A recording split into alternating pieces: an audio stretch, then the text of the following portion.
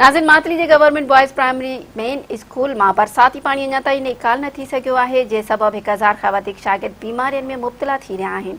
पेश आहे उमर अरबाब जी ही रिपोर्ट। जी नाज़िन, असां हिन वक्त मौजूद आहियूं government boys primary school main Sindhi ते।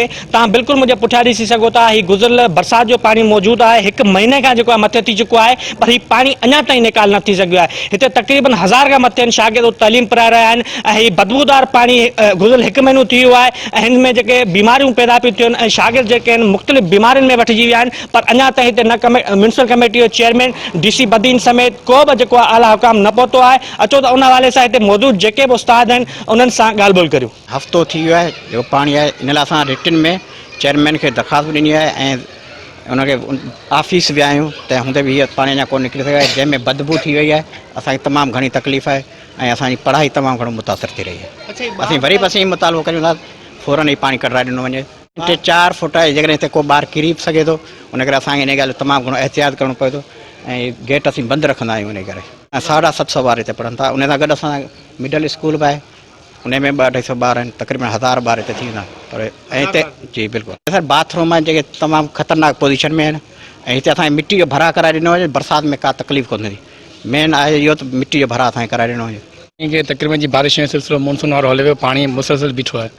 पाणी बीहण सां पाणी ख़राब थी चुको आहे, जंहिंमें स्मेल बि एतिरी आहे, असीं त बीह बि नथा सघूं। ऐं असांखे त इहो ख़दशो आहे त हिन मां वबाई बीमारियूं जेके आहिनि ॿारनि खे लॻी सघनि थियूं। नंढा नंढा ॿार पढ़नि था, असांखे एहतियात करिणो पए थो। हिते उस्ताद बि बीहूं था, जेको ॿार पाणी में न हले, त इलाही परेशानी आहे जंहिंजे करे असांजी पढ़ाई डिस्टर्ब थी रही आहे। साईं, असां वटि जीअं बि हिते बारिशूं शुरू थियूं आहिनि, तॾहिं खां वठी असां वटि पाणी जो मसइलो रहियो आहे। उन लाइ असां म्यूनिसिपल कमेटी मातली चेयरमैन जनाब अब्दुल रऊफ़ निज़ामानी साहब खे बि एप्लीकेशन ॾिनूं। उनखां पोइ AC साहब सां बि असां ज़ाती तौर ते मिलियासीं। उहो आयो बि पंहिंजी गाॾी में, उन विज़िट बि कयो।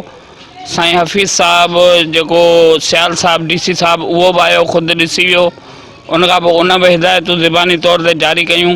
हिकिड़ो त इहो प्रॉब्लम थो थिए त हिते जूं वबाई बीमारियूं फैलिजनि पियूं, ॿारनि जी सिहत मुतासिर थिए पई, उस्तादनि जी सिहत मुतासिर थिए पई, असांजा वण किरनि पिया, असांजे माहौलियात खे ख़तरो आहे। ऐं सॼो तव्हां ॾिसो केतिरो किचिरो गॾु लॻो पियो आहे, मच्छर मक्खियूं, इन सां बि असांजो जेको आहे सॼी सिहत मुतासिर थिए पई। असीं वस वारनि खां इहो मुतालबो था करियूं त महिरबानी करे ख़ुदा जल्द खां जल्द असांजो इहो मुतालबो हल कयो वञे। तव्हां उस्तादनि जूं ॻाल्हियूं ॿुधियूं।